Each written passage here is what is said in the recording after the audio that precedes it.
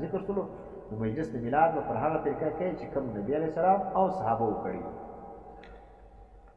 وفي مجالس خالية عن المنكرات الشرعية موجب للخير.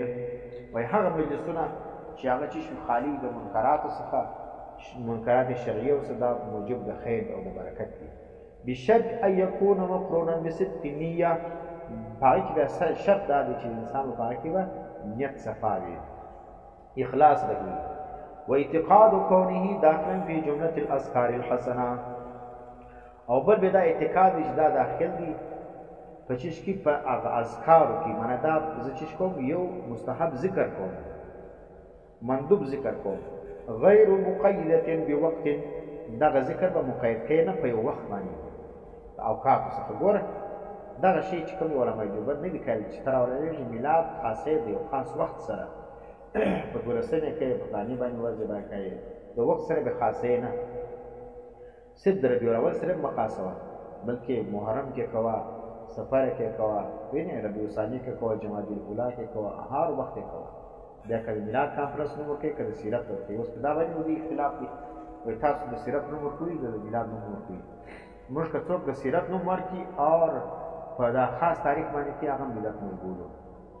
ویني څوک که د جلسې د دستاربندۍ یو خاص وخت باندې کوي او هغه لازمه بولي، خلک شرکت نه پکې کوي، هغه د چیش وایي ویني په هغه باندې بد وایي. نو دا جلسه د دستاربندۍ هم بدعت اهل بدعتو غوږ ونیسي دې خبرو ته.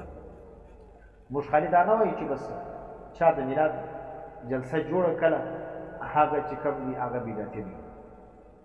هر عمل چې وکړي چې هغه لازم وګڼي او خلک چې کوم دي هغه که چا نه وکړي هغه ته بد ویل، هر عمل ته موږ بد وایو.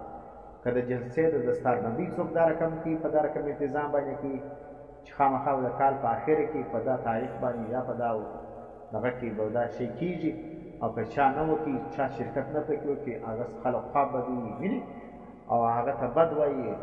نو دا شی چې کوم دی هغه چې دي دا بد دي.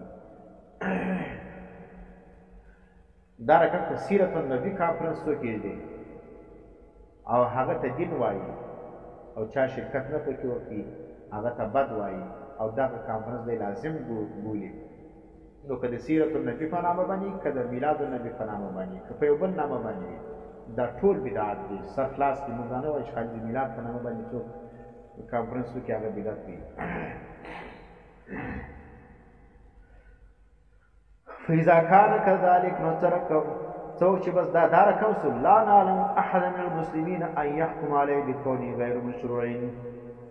وینه معنی چې دا رقم مجلس سي چې د صحابه او د تابعینو او د شرکیاتو او د منکرات څخه خالصي، نو دی وای موږ نه خبر چې یو مسلمانان دا رقم مجلس